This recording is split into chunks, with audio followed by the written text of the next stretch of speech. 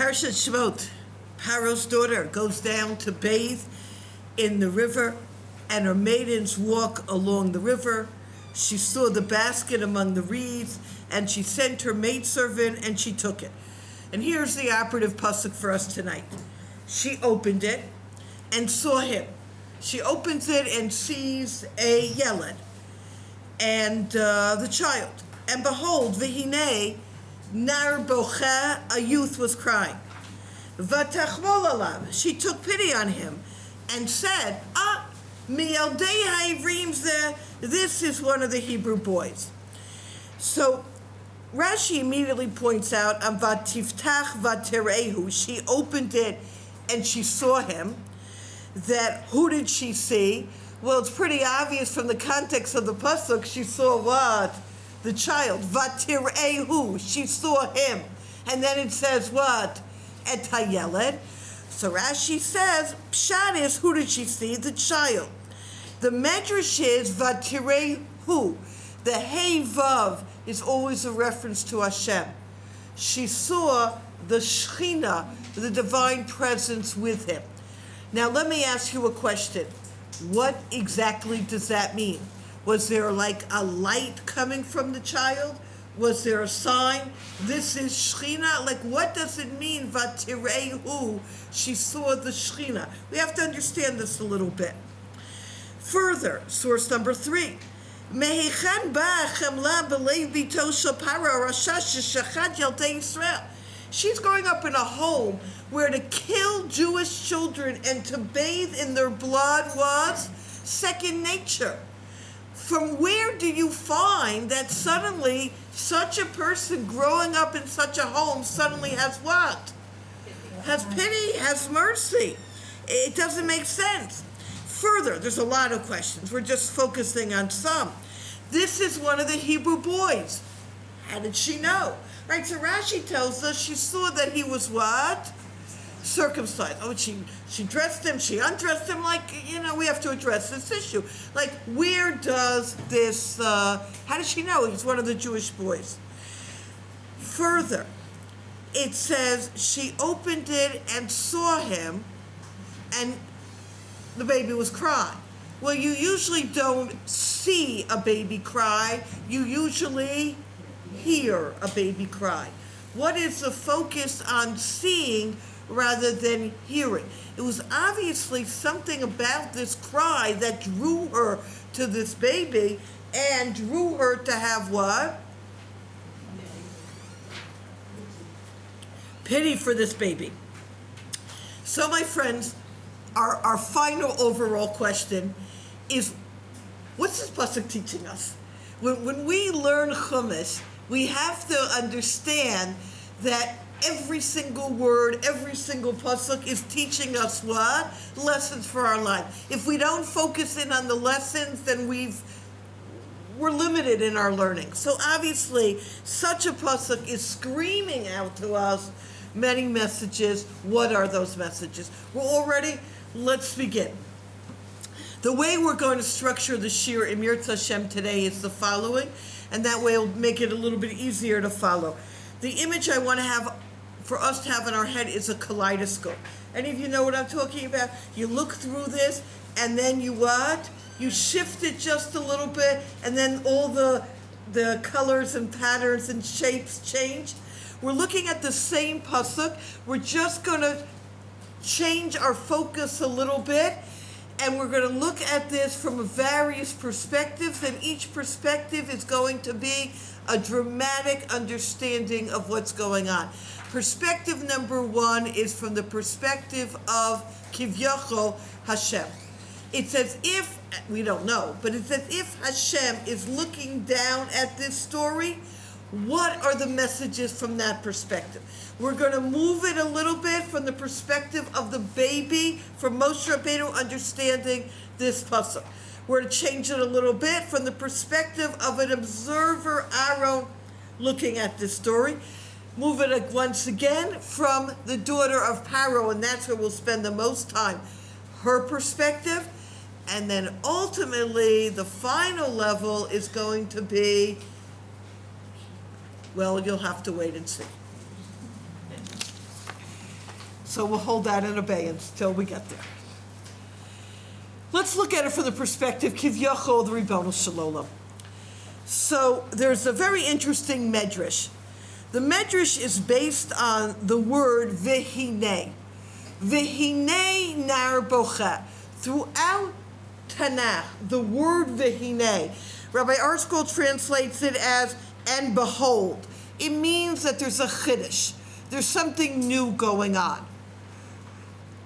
What was new going on? So the Medrash says that Yeled Haya Umin Hago Kanar, again dealing with the different language of the Yeled versus the Nar. He was an infant, but his behavior was like that of a youth. He sat there originally in the Teva, enjoying himself. Ah, beautiful sky on the Nile. Ah, everything's wonderful, right? He was placid. Everything was fine. V'hinei, the Ribbono Shel Olam said, no, Moshe Rabbeinu, this is not going to work this way. Ba Gavriel v'hika l'Moshe k'dei sheyivkeh v'tit malei alav rachamim.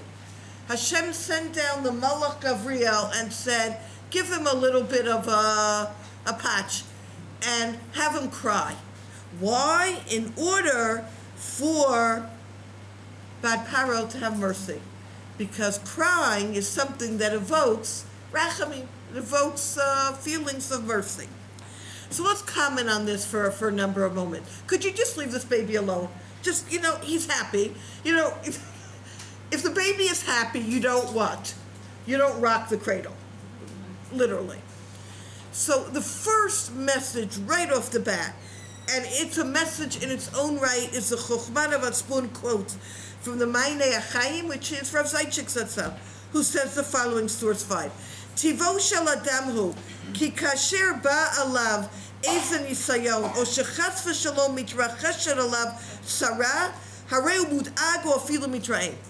Natural tendency is when something happens to a person that's uncomfortable, that's difficult, they immediately complain. Why is this happening? Well, what's going on? About ilu hirshulo listakel lamala litbonein. Bisodot habriya v'ladatotam. If we were privy to know what is going on in heaven, you would realize that whatever is going on is ultimately for our best benefit. Kol da'avid rachmana l'tav avid. And you thank Hashem. Odcha Hashem ki anafta bi. Thank you, Hashem, for giving me whatever you are giving. I understand that I am limited and I don't understand it, but I know it's for the best. And that's the message here. That Moshe Rabbeinu is saying, hello, why are you hitting me? And the answer is, because I'm saving your life. And we so often are like Moshe Rabbeinu that our vision is so what? Narrow and limited, and we say, hello, why are you doing this? And the Ribbono Shel Olam says, could you just trust me? I have a greater vision that you don't see. Having said that, it was critical for Bad Paro to actually feel this level of chemla, this level of mercy. As the Bekarei Shemot, Rav Birnbaum Zatzal notes in 6 and 7, it's a very long shir, so a lot of sources we're just going to make mention of but not do inside.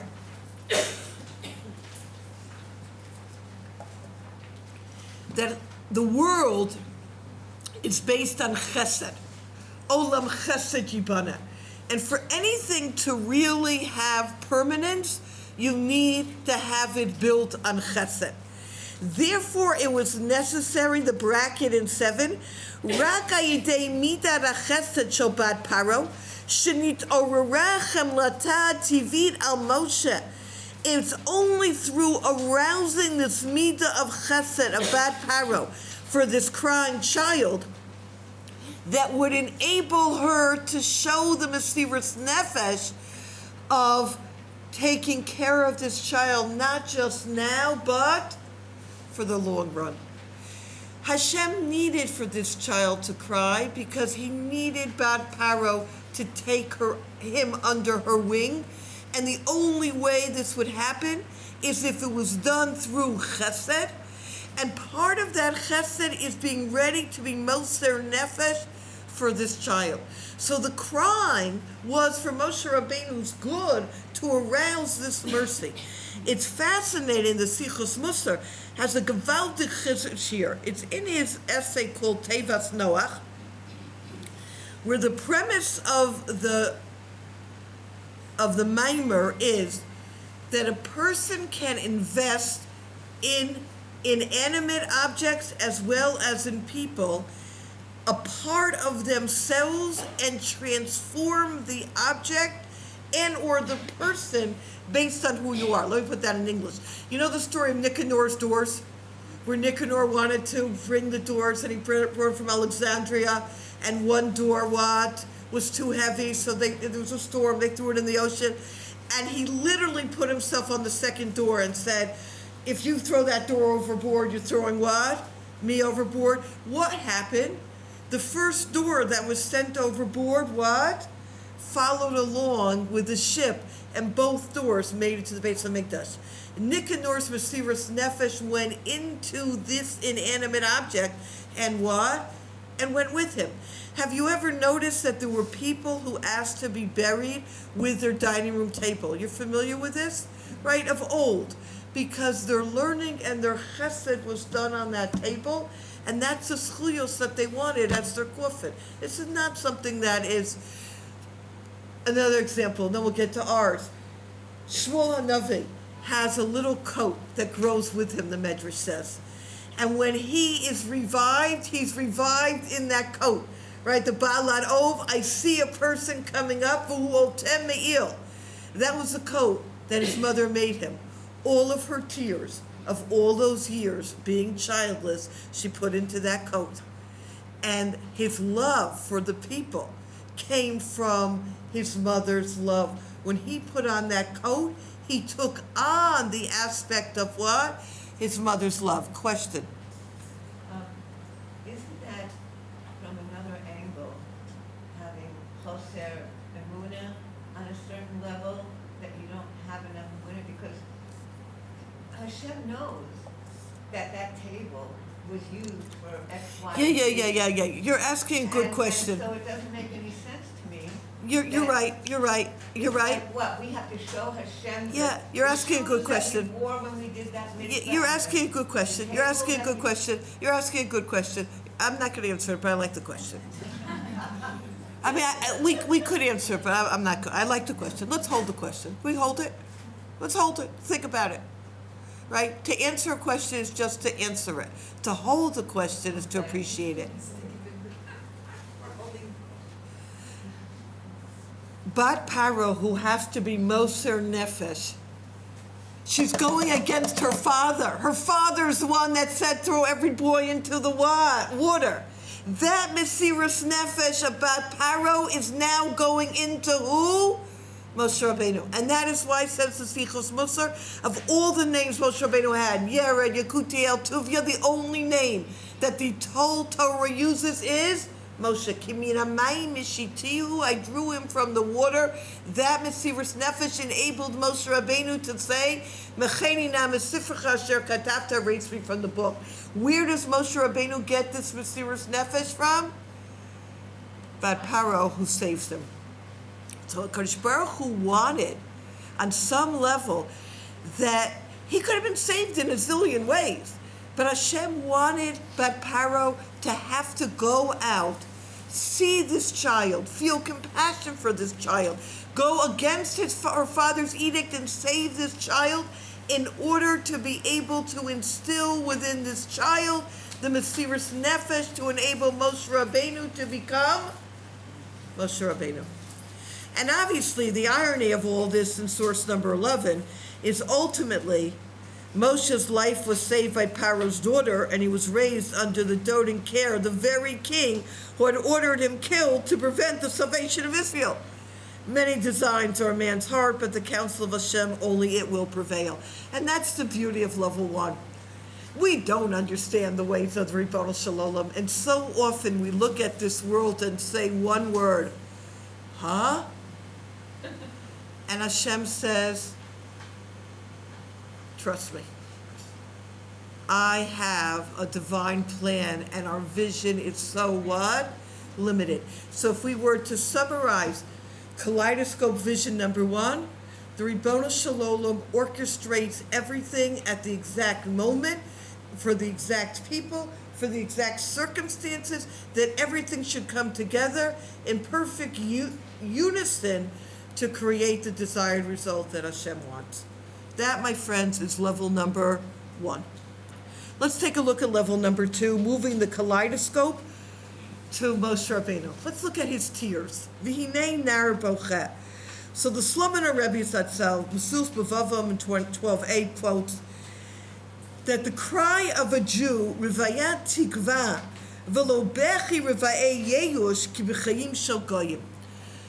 Slomoner Rebbe, very fascinating insight, says the cry of a Jew is different than the cry of the goyim. The cry of goyim is a cry of yeyush. Yeyush means what? Despair. There's no hope. The cry of a Jew is a cry of hope, a cry that there can be a change. And he explains that's why at the end of 12b in the bracket, we know she'ein hashchina shara mitoch atzvos ela mitoch simcha. Hashem is only found in a place of joy. So how could she have seen the Shechina, the divine presence, and at the very same time have him what? Cry. It doesn't make sense. Because the cry is not a cry of pain. It's a cry of hope. And that is exactly where Hashem is found. And this explains the Darash Mordechai in source 13, why it says that she saw him crying and not that she what? Heard him crying. Why? Because Yehudi eino melel v'tzareh b'vchiyato hu bocha bechi charishi. It's not a cry that's like a loud shriek. It's a quiet type of cry, almost a silent cry. Because Bnei Yisrael hamunima yiser Hamuna, we Klal Yisrael, who are based on faith, know ki kol da'avar rachman lo tavavi. Whatever Hashem does is for the good. So even when we're in a difficult situation, we hold on. The cry of a shriek is a cry of what? Of no return. From Moshe Rabbeinu's perspective, yes, he's crying, but it's a cry that you have to see and understand, not a cry that you have to hear. I'll just make mention, just to move the kaleidoscope a drop, in 14, is that Rameir Shapiro notes that it was the cry of a nar, v'inei nar bocheh, because a baby cries for its needs. I'm hungry, I cry. I'm wet, I cry. A nar, someone older, cries feeling the pain of others. When you see somebody else is in pain. Moshe Rabbeinu wasn't crying just for himself. He was crying for all the other boys that were on the river. Miyaldei ha'ivrim. It doesn't say a yeled ivri. He is from the Jewish children because he is concerned about the other Jewish children. So, Ribbono Shel Olam, What age are you talking about? where a child can feel that pain, 4 or 5 years old. It's a nar, it's an older child. He was not 4 or 5 years. That's what we're saying. He was a yeled, but his cry was of a nar. The Chumash uses the word nar to describe his cry, because his cry had a different component. Yeah. Now, Hashem orchestration. The child is crying a cry of hope, a cry of connection. Let's move the kaleidoscope a little bit more when we're going to really focus on Bat Paro, and that is Aaron HaKohen. Let's take a look in 15. The Yalkut Shimoni brings Shahanar Shebecha Haya Aaron. We see Vatireu, there's a yeled. V'hinei nar bocheh. The nar isn't the child in the box. Who is the child crying? It's his brother on the what? On the shore, who was at that time 6 years old around. So it makes sense that a 6-year-old is referred to as a what? As a nar. And the Baal HaTurim points out that nar bocha, a child crying, is the same gematria, numerical value of Zeh Aaron HaKohen. This is Aaron HaKohen. Now, listen closely. It says Yamin Yaakov, double squiggly. They have Sharon 15.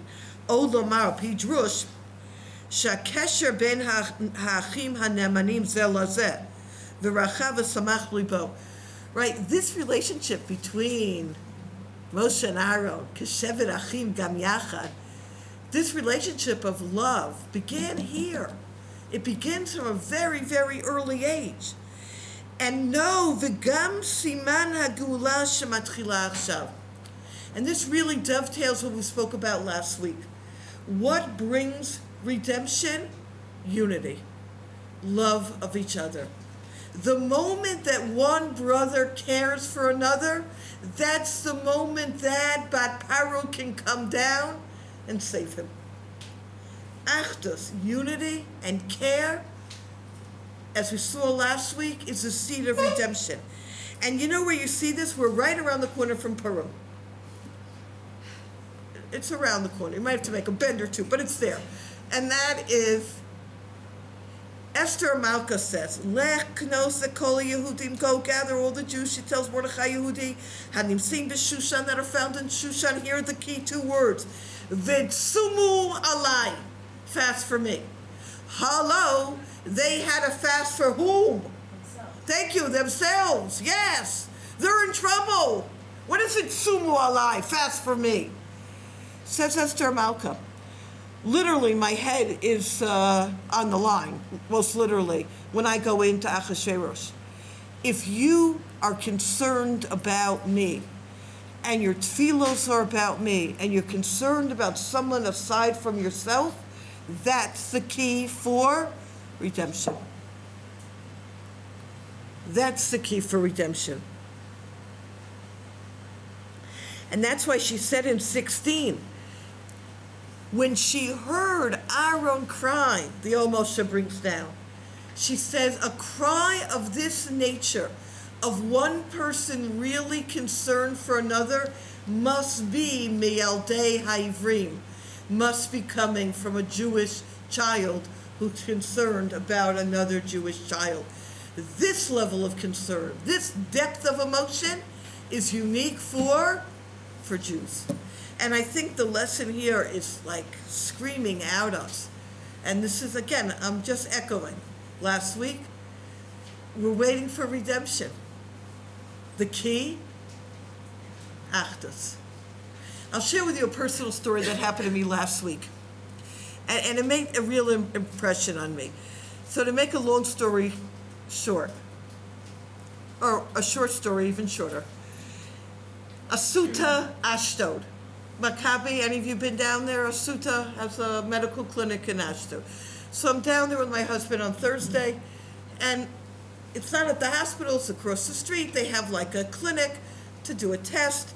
You go in, it's like a mini outdoor mall. You go in, you're supposed to take a ticket, and then pay when you leave. Well, I didn't take a ticket because the guy was up. So I figured if the guy is up, you know what I'm talking about, the guy, the bar? The bar. So I figured the bar is up, so, they take a ticket, and there was a little camera there, so I figured, okay, we're mishuchlal. They take a picture of your license, and then when you leave, they have your picture of license. When it doesn't make any sense. You came in, you leave, and Shalom OUisrael, and you pay. Well, that wasn't true. I was supposed to take a ticket. So I'm now getting out, and there's a big sign, if you try to not pay, it's 1,000 shekels, you land in jail. I don't know where you land. Yeah, you get the picture. So, not that I was trying to, I couldn't go anywhere. There's the guys, the gate is down, and I don't have a ticket, and there's 7 cars behind me. Guess what they're doing? Honking. Hey, you've been there with me. So you're with me at this moment. Okay, you're all with me. I'm driving. The tension is definitely why. I can't go forward. There's a gate. I can't go backwards. There's 7 cars. I can't go to my sides. What do you do? So my husband gets out of the car, and he tries pressing buttons. Maybe you call somebody. Maybe someone's alive and well, and help. Gorna Shelfin, which in basic English means I'm stuck. Listen to what happens. The guy behind me the car behind me, the guy gets out. Not yet a religious person. Typical Ashton Nick. He starts pressing buttons, going to Shelfin.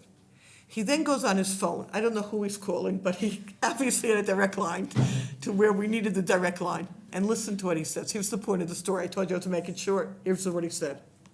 And I'll tell you, I got the chills when he said it. Again, my husband looks Hasidic, in garb, in dress. He said, "Hachaver sheli takua." My friend is stuck. Not this Ben Adam or Ish. Hachaver sheli takua. That's a redemptive moment.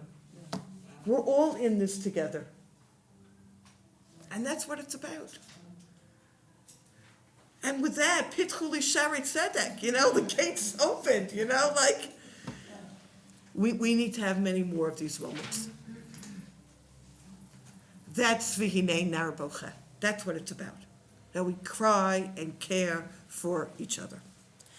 Okay, my friends, so we have the orchestration from above, we have the cry of hope, we have the care for others. Now I've moved the kaleidoscope just a little bit more, and now I'm focusing on Bat Paro. We're ready? Here we go. There's a beautiful insight that Rav Nissen Alpert Zatzal gives for his Rebbe, Rav Moshe Feinstein. And I'll begin in 18. Rav Alpert explained that chesed, kindness, and emes, truth, are not really compatible concepts. Kindness flows from the heart. It's an instinctive emotional response. Truth is established by the brain. It's the product of scrutiny, investigation, and logic. In a certain sense, truth is the antagonist of kindness. If we would do a thorough investigation of poor people that ask for charity, most of the time, guess what, my friends, we would? Thank you. We would reject them. We wouldn't give them. If you notice throughout Tanakh, you will always have the following combination. Chesed ve'emes. First, you do chesed. And then you what? You ask questions. Somebody asks you for a donation, give them money. Then they say, but I need, okay. So now after you've given them money, now you can what? Now you can ask, what do you need it for? What's it? And then make a decision. First chesed and then emes. That's what this pasuk teaches us about Bat Paro. Vatachmol. First she has what? Has rachamim. Then she starts to analyze. Wow, this is a what? A Jewish child. How a Jewish child? Should you save them?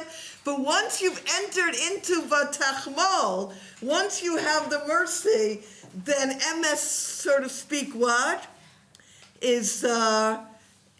Has moved to the background. Because the mercy, that emotional aspect, has such a profound effect on us. And now, my friends, we come to the core, which was our original question. I flipped the page. Where did she get mercy from? Okay, I get it. Cute little child, crying, I'm understanding this. But not if you've been raised in a home of what? Of brutal what?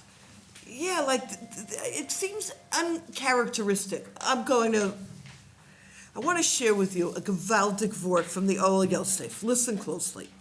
We know the three characteristics, I'm in 20, of a Jew are Rachmanim, Baishanim, and Gomlei Chasadim. Merciful, bashful, and doers of kindness. Now, I'm in the underline. V'hinei mishu davuk be'emes b'mida tova kol mi shroeh panav nitkasher gam kein bezos hamida. There is an idea that the OUisrael brings, is that somebody who's really connected to any one of these midos, just looking at them makes a profound effect on your life. If any of us have ever seen great people, you know what I'm talking about. Somebody in my Sunday class emailed me afterwards an example. She said when she was a little girl, her father took her to get a bracha from Rav Pam's mother and said to her, she was like a 4 or 5 year old girl, I'm talking about little, Look at this woman's face. She has the radiance of the Shekhinah. And she says, she remembers the plants in this woman's house. This house was full of plants. And she remembers the Shekhinah on her face. And it made an impression on her that this woman is in her 60s now, is going back over 50 years of the impact that it made on her life.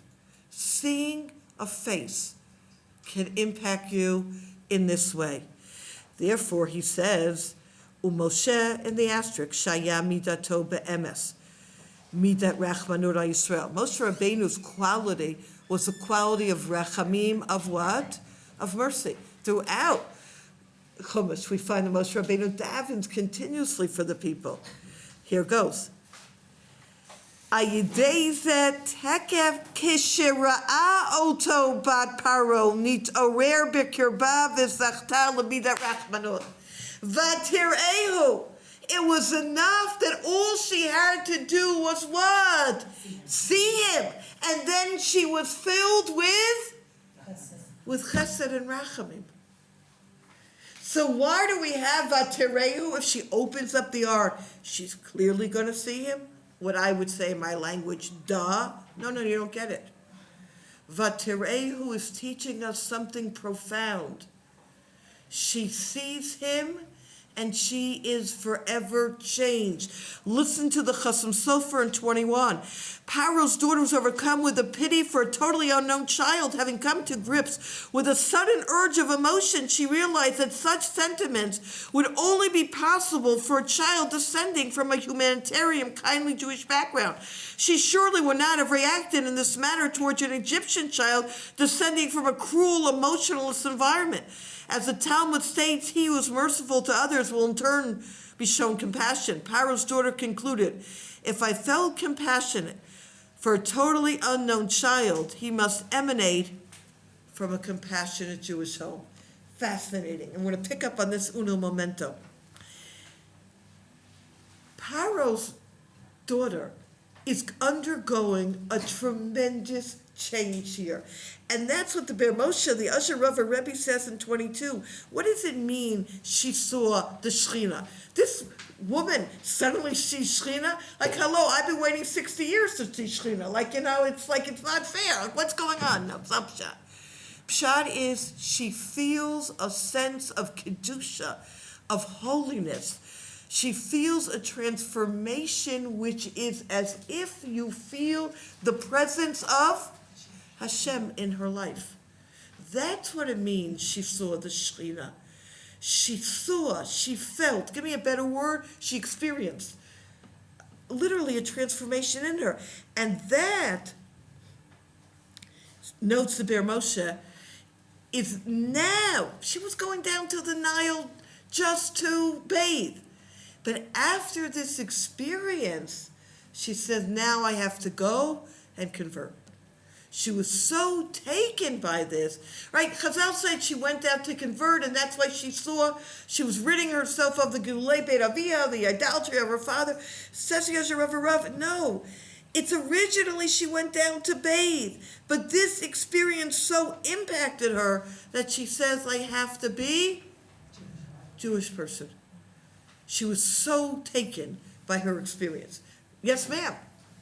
Sorry, can you clarify why a chesed is more important, comes before truth and maybe It doesn't, well, let me start again. I'm asking, thank you for this question. It's not more important. It has to come before truth in our dynamics, otherwise we'll never do chesed. But then wouldn't the human emotion get tainted in a way? Like, let's say you end up doing chesed for somebody. Excellent question. Wouldn't the human emotion get tainted? That's why you need to, somewhere down the road, have what? Have emes. We never have chesed alone. It's chesed ve'emes. Start with chesed. Start with that desire to give. Then at some point you have to what? Rein it in and say, okay, now what? Is this appropriate? Is this healthy? Is this... But if I start with emes, I'm sunk. It's chesed and emes together. It's something to think about, right? When a person comes to my door, my first reaction, if it's, would you just go out to work? What will I do then? I'll close the door. Chesed says what? Let me give him a donation. Then, depending on where I'm holding, I'll then ask for more information, and that will be the MS coming in. Yeah. In Pei David Hanel says tzedek v'chesed v'tzedek tifgashu shalom something shalom tzedek v'emes tifgashu and shalom V'ches- neshama. I'll look at Yeah, that. yeah. But it goes together. But he puts chesed first. Chesed. Okay, good. Yes. Chesed So v'emes. that's why we start with Avraham Avinu. Yes. And then Yaakov. Very is- good. And then Yaakov is Emet. Yaakov That's a is very Emet. good point. That Avraham Avinu was first, then Gvura, and then I have to put it together. I like that. So somebody think about it. Go ahead.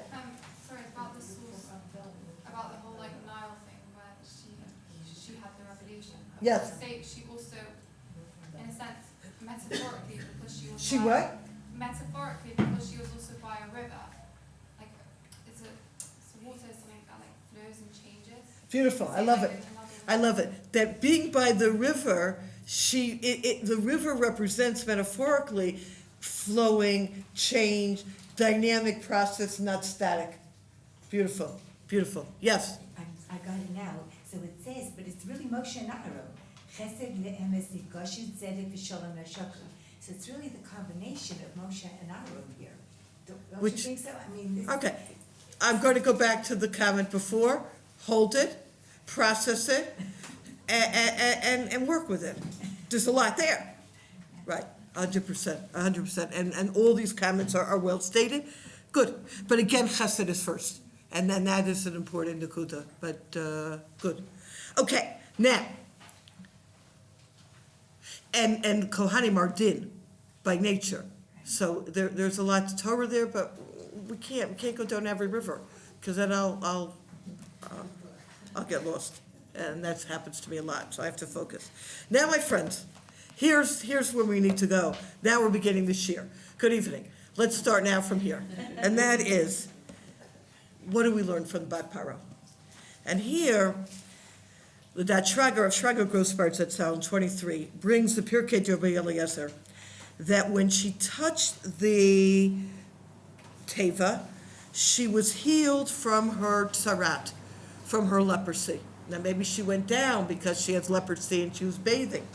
She had a lot of miracles happen to her, right? The Medrash says that her maidservants died. There's a lot going on. There's a lot going on here.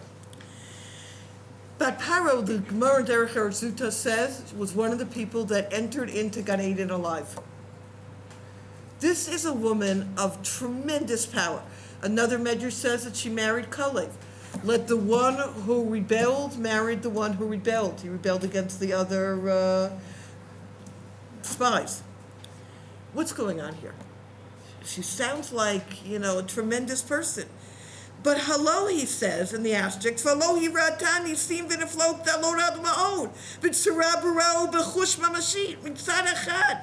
Hello, I'm not impressed. She saw so many miracles in front of her eyes. My language would be what? Duh.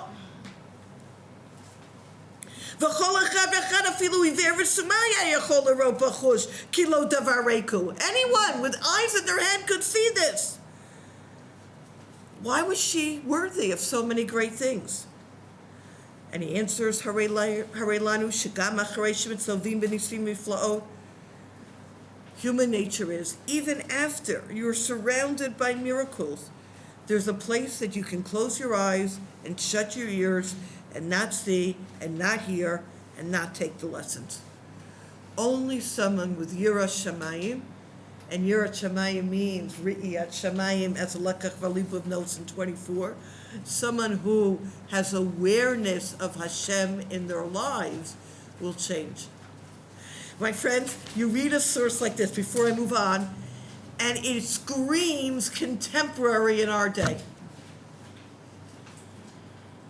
We, in the last year, have been privy to more miracles, open miracles, right? We've said this over and over again. Everyone's saying this. No one knew there were so many open fields in Israel.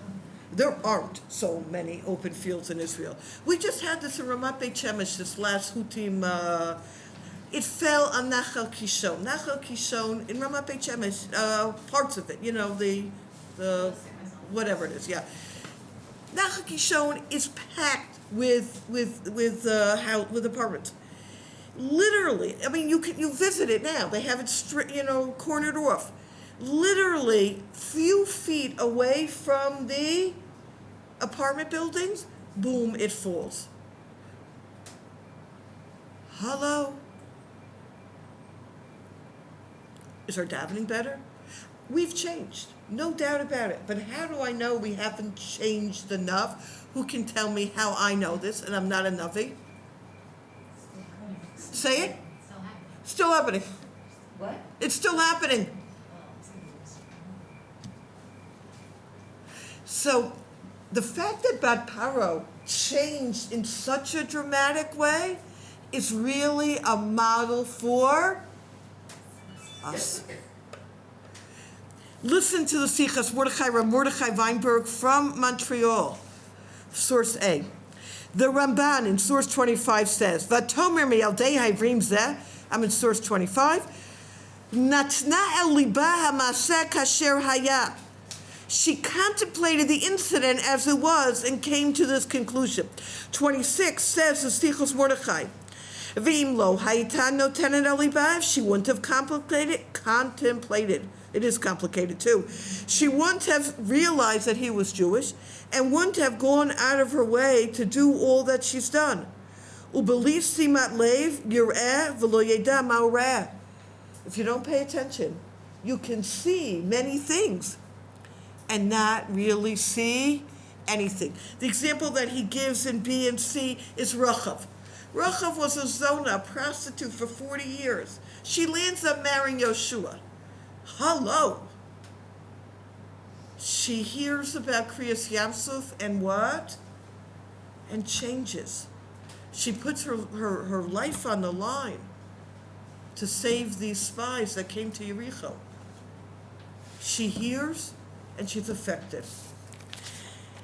He goes on to explain, and this is very profound in 28.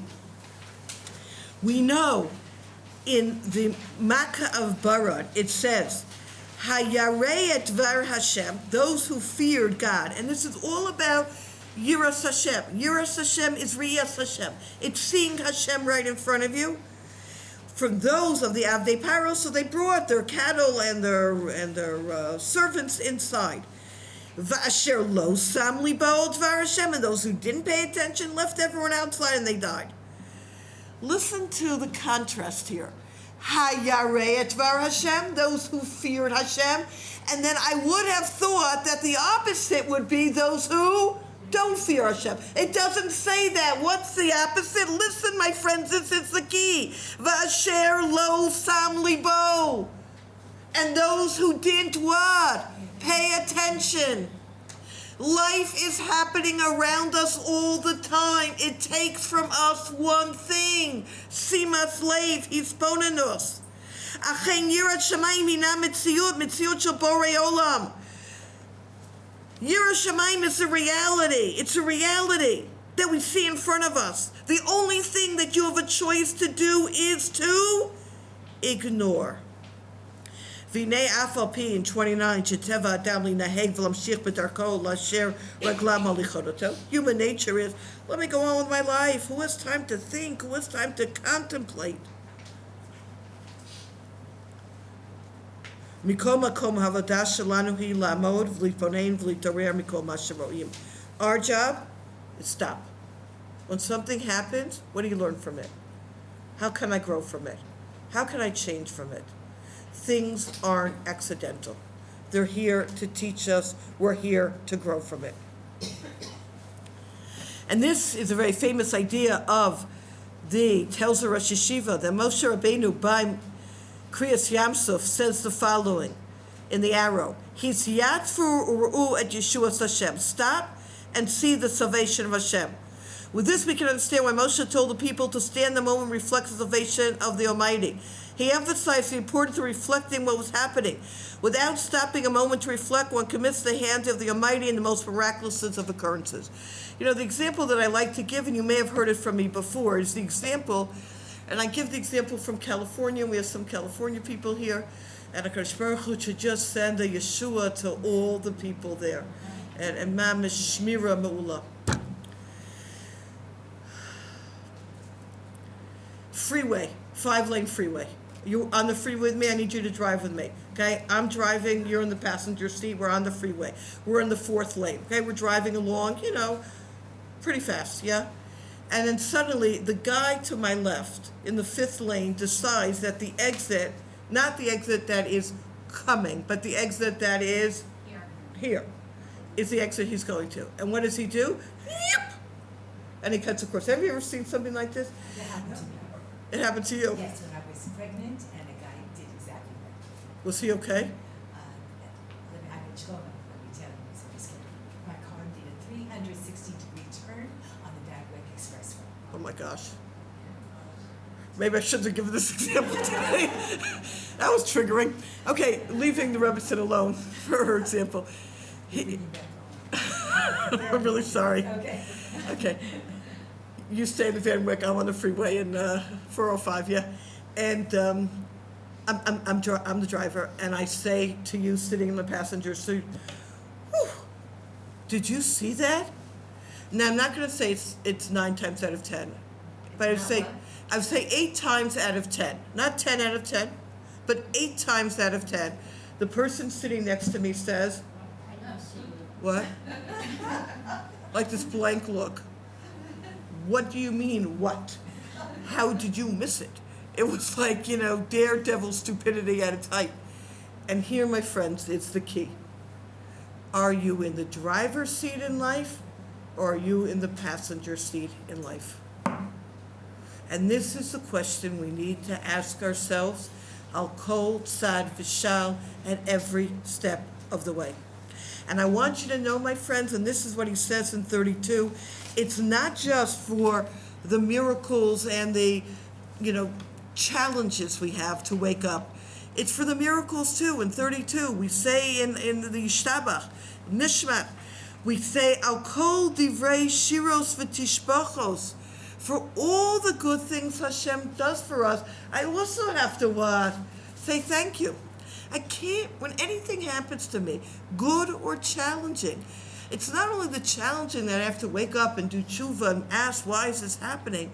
I also have to, when good things happen, be able to what? Acknowledge it and thank Hashem.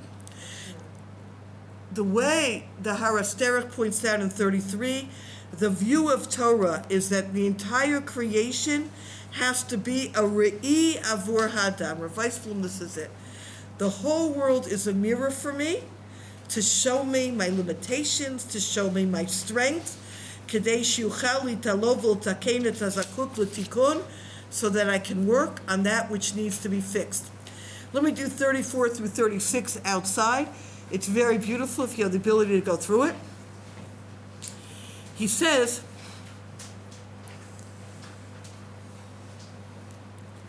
everything that we meet in our lives, if we're worthy, is a medium for growth and for improvement. So he says in the natural world, people hone in on that which interests them. Let's put this in English. If a person is a shadel macher and is into wigs, they walk into a wedding, what do they look at? The wigs. If a person is a designer, what do they look at? Clothes. If a person's a teenager, what do they look at? Boys. All of the above, right? They notice what? They notice everything. And boys is also a good answer. He says, Ezu chacham halomed mikol adam. You know what a chacham is? It's an expansive person that every aspect that I see in the people I meet, I learn from. I see you're a person of integrity, let me learn more about integrity. I see you're a person of, let me learn. I see your chesed, let me learn about this.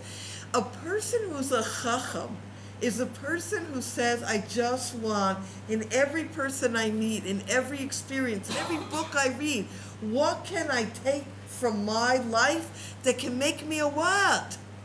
A better person. I'm in the passenger seat or the driver's seat. That's the difference. The passenger seat, I even forget the person's name. I couldn't even care that I met the person.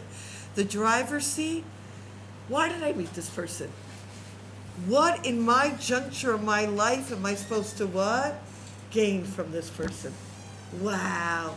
It's a completely different aspect. So, let's just add one more point about Bat Paro, and then we will add our final level. What? I heard once, I can't remember when, that she was actually thinking about the years even before. When she went down Yeah, to that's the the river, right. she was- Chazal say that. Yes, 100%. So There's this that was the approach. catalyst really that changed it. Right. But then how did she raise Moshe in Paro's house? I never understood that. Well, that's not today's discussion. That's part of the box of process, hold. You got it? I mean, only give me an hour here. Like, it's a good question. And I, with all due respect, and I mean it, I saw many times in my life when I was in the driver's seat, in the Passenger seat? seat, that I was able to catch things that the driver was so focused on driving that they didn't catch. Good, good. And I said, whoa, there's a car coming. What? Oh, I didn't see it. Like, Right. So you're a passenger who's a driver. And there are passengers who are drivers. Remember I told you 8 out of 10? There are passengers, a driver, and the passenger has to see what they need to see, which is different than what the driver needs to see. And that's why each one is in the seat they're in. And hold that. You're holding a lot tonight. Okay, my friends. No one promised you a picnic here. That was not part of the deal. I just want to add one more thing on this, and then I want to do this final level, which I told you we didn't just define yet. And that is, one of the other things we learn about Bat Paro, aside from the ability to be in the passenger driver or the driver seat, to be able to respond to life, simas leiv hisponenos, is also in 40, midat achriyuto shel adam yesh livdok al pi dagato lekatnot. One of the great things about a person of leadership and responsibility, the Birkas Mordechai says, and it's a much larger piece, is to pay attention to detail. Sometimes people who are in positions of leadership have so much that they're carrying that they can't hold what? Small people, small detail. I don't have time or patience. I'm holding up the what? The world. To be able to hear the cry of a little child, and again, it's a metaphor and symbolic of the cry of those that are barely even heard, like this child. Sakata dal takshiv toshia, that's a sign of greatness. You know, I've shared this before, a story about my younger daughter of when she was, 8, in that area. I remember I was involved in a shidduch of an older single, and it took up a lot of energy. And she wanted my attention, and my attention was diverted to this on the phone. And when I got off, I said to her, Ima was trying to help Klal Yisrael. And without blinking an eye, she said, I'm also part of Klal Yisrael. And it's a profound lesson. You can try to help save the world, but you forget about what? Your little guy at home. Okay, my friends, so let's summarize, and then let's what? Fun final. Ready? Here we go. From the perspective, my kaleidoscope, you're with me? Of the Ribono Shel Olam, this is orchestration. Everything at the exact moment, the Malach coming, Bat Paro coming, awakening her feelings, all orchestrated. From the perspective of Moshe Rabbeinu, it's a quiet cry of hope and yearning. From the perspective of Aaron, Hachaver Shali, we care for each other. From the perspective of Bat Paro, chesed ve'emes. And that when you are in the presence of a very powerful midah, it impacts you. The question is, how do you respond? The Bat Paro's greatness was, and she's the model for us, of being able to have that Yira Shamayim, Re'iyah Shamayim, being able to be acutely aware, seeing the Shechina, seeing Hashem's presence and reacting. And that's what it means to go to Gan Eden alive. She lived Gan Eden where? Down here, in this world. And someone who cares about the cry of the little guy. Final idea for today is the final page. Every aspect of Chumash can be understood on 70 levels. This pasuk is not just about Bat Paro and Moshe. If I move the kaleidoscope one more time, it's a metaphor for our lives. We are that child. We are entering into now, I'm going to do this outside, it's the final page, but I ran out of time. We are entering now into the weeks of Shovavim. Shemot, Va'era, Bo, B'Shalach, Yisro, Mishpatim, Shuva, Banim, Shovavim. It's a time of tshuva, particularly for Inyanim of Kedusha. What our eyes see, our behavior should reflect and resemble that of a Yid. And sometimes when one sins in these areas of Kedusha, it affects the tzura. It affects the whole nature of what we look like as a Jew. We've lost that pristine Jewish stamp on us. So it says the Eretz Tzvi, how do you get back to that level of looking like a Yid, of being connected to Hashem? Our pasuk tells us, crying. Tears have the ability, they're like the cleansing of the soul. When one cries out to Hashem, it has the ability of vatachmol alav. Not just that Bat Paro had mercy on the baby, vatachmol, the Shechina, has mercy on us and says, miyaldei ha'ivrim, that this one who's doing tshuva has returned to looking like a what? A Jewish form, what a Jew looks like. And it's fascinating, take it or leave this, literally take this or leave this. He brings down that if you ever notice that when you cut onions, one cries. Do not go into the scientific explanation. I'm not interested right now. I ran out of time. He notes that the Rambam says, the Rambam compares the orbits of the planets to onions and to the peel of onions. When one cries, one has the ability to be, I'm going to use the Star Trek imagery, beamed up to the higher orbits, and it's an impetus for tshuva. The crying that comes is bringing us to a deeper dimension of moving outside of this world and recognizing what's really important, what's really vital in this world, and it reorients us. I bet you none of you thought about that ever when you've cut an onion. And I'm not sure you will ever think about this, but it's something to think about. If we're holding a lot tonight, let's hold the onions too. Final idea. Where does Hashem put these tears of this Baal Tshuva?